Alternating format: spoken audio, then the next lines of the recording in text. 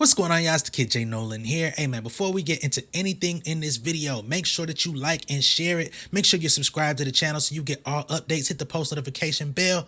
All right, y'all, let's get into it. Oh man, the $1,000,000 question is, what is social media worth if they're not gonna try to question your sexuality, how much money you have, or the validity of your ideas, right? Well, Tyler James Williams came out recently and addressed a lot of the people on social media that are claiming that he might be gay. They try to say he's a little bit zesty, whatever, man. He's been enduring these accusations for quite some time, and he finally decided to come out and let the people know what's on his mind. So let's go ahead and just see what he got to say, okay? Usually I wouldn't address stuff like this, but I feel like it as a conversation is bigger than me. I'm not gay. But I think the culture of trying to quote unquote find some kind of hidden trait or behavior that a closeted person lets slip is very dangerous.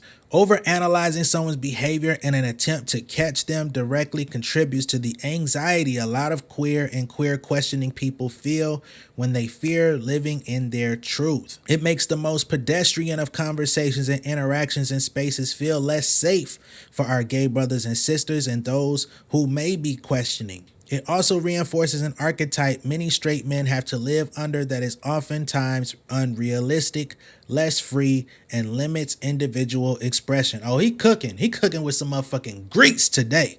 He put the butter in the pan, then he put the grease on that motherfucker and turned it up on high. I'm just gonna let you know. He's spitting some shit. He says, I've been very clear about the intentionality I try to put into using my platform to push back against those archetypes every chance that I get.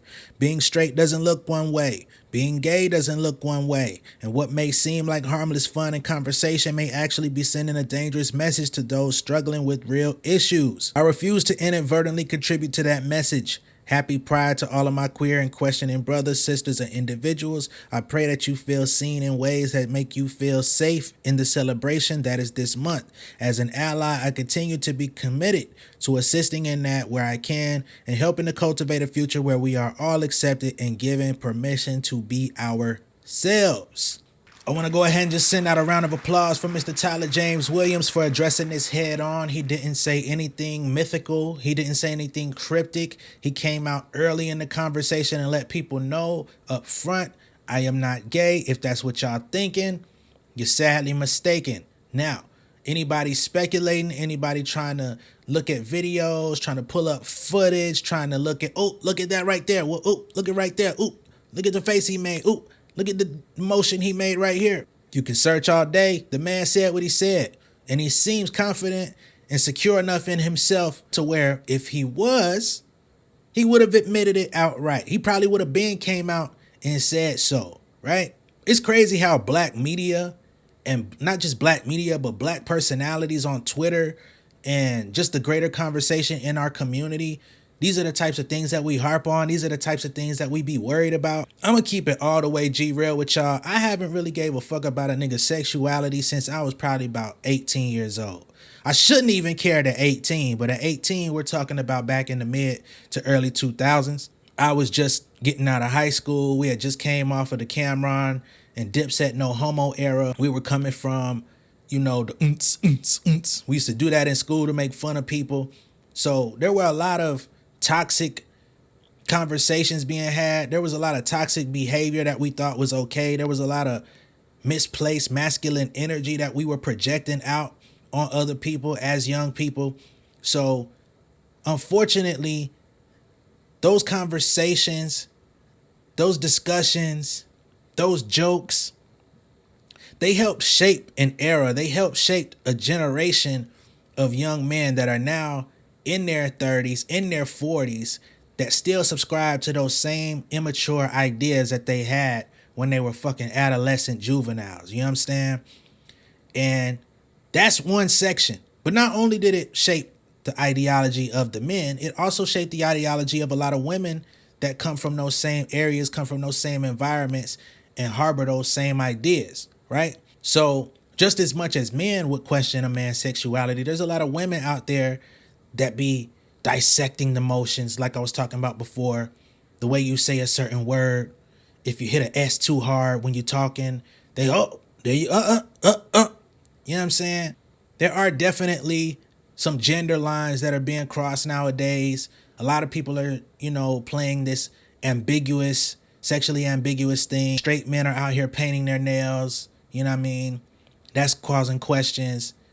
But I don't see where Tyler James Williams specifically is doing these things.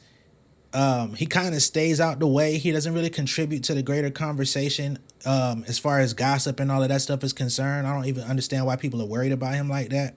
Most people weren't even concerned or worried about this man until he showed back up on Abbott Elementary. You feel me? Clearly that freestyle that nigga put out a while back where he was talking about booty and all that shit, he was definitely talking about a woman, and that freestyle was whack as shit. But I did see a lot of women going up at that time saying how they liked how he was talking, they liked his deep voice and all this other shit. So I'm trying to understand where the conversation shifted about him. And even for the people out there that are painting their nails, some men like to wear women's jeans. Some men are starting to wear a lot of this, this sheer type shirts and stuff. Not my flavor. But if that's what you into, do you, man. We in 2023. People have to be themselves. People have to be as comfortable as they possibly can. As long as they're not being pedophiles, as long as they're not being predators, as long as they're not doing something that actually inhibits or hurts somebody else physically, emotionally, mentally. Let people have their shit, man. I'm not worried about what the fuck you eat. I'm not worried about who you deal with, who you're kissing on, loving, hugging, touching. None of that type of shit. It does not affect me. I have my own home. I have my own woman. I have my own family to worry about. I have my own dreams, goals, aspirations. I could give a fuck less about what a nigga choose to do on that level. Long as you ain't trying me. And if you do, I'ma say, hey, bro, that ain't my game. Please stop playing it. That's it. But after that point, I'm not going to harbor on it. I'm not going to harp on it. I'm not going to disrespect nobody. My first instinct ain't to swing on a nigga like that no more. That's old, childish shit. I know a lot of folks I grew up with, a lot of folks that I probably rock with nowadays are not going to agree with exactly what I'm saying in this moment, and that's fine. We all have our own minds. We all have our own general ideas and pathology that we have to deal with on a day-to-day basis. I ain't here to change yours. You ain't gonna change mine. It is what it is, but I'm gonna say my piece on my motherfucking channel. That's for sure. So leave this boy alone, man. He shouldn't even had to come out and say this, but I'm glad that he did. Like I said, he was definitely cooking with grease because he got into some of the archetypes and stereotypes that people are projecting. We do a lot of projecting in our community, man. When we don't feel adequate about ourselves, we talk down on somebody else. When we're questionable about ourselves, we go out and question somebody else. That other person is unassuming, not knowing what the hell you got going on. But since you start projecting it upon them, you put it on a public platform where another motherfucking idiot can buy into what it is you're talking about, and then it starts to go viral. Then it starts to become a situation where all these people are now having deep dives and think pieces about a complete stranger that you don't really know shit about. I understand that YouTube and the videos like these contribute to the conversation as well, but that's exactly why I'm speaking the way I am in this one, because hopefully moving forward, we can minimize having to even make stuff like this a subject. It shouldn't even be controversial. But hey, let me know what y'all think down below in the comments. Be sure to like and share this video. If this is your first time seeing me on YouTube, go ahead and hit the subscribe button, hit the post notification bell for all updates, and I will see y'all on the next one, all right? Much love and respect. Y'all stay safe out there, man. Peace.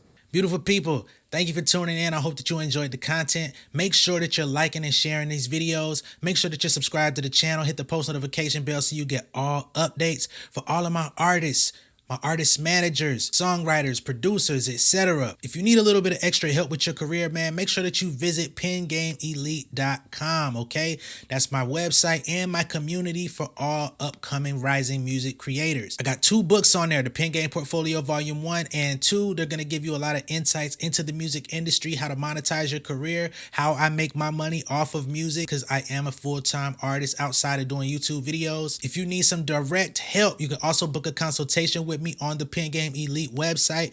And I also have a Pen Game Elite membership. The free tier gives you access to all of these videos that I post on YouTube and a community of people where you can engage. But I do have the membership plus, okay? You can join that for $50 a month or $500 a year, and I will actually go in and do all of the grunt work for you. If you're not registering your songs on your PROs, if you're not with Song Trust or the MLC, if all your collection agencies and all of that stuff are not up to par or up to date, I will go in there and update all of that for you. If you need help uploading your music to a distributor like DistroKid, United Masters, etc., and you've been making mistakes, you've been claiming content ID on material that you really don't own, hey man, stop stealing people's money. If you do this stuff the right way, you're gonna make it anyway, okay? You can join the membership plus, and again, I will do the work for you, and you're gonna get a free consultation every month just for joining.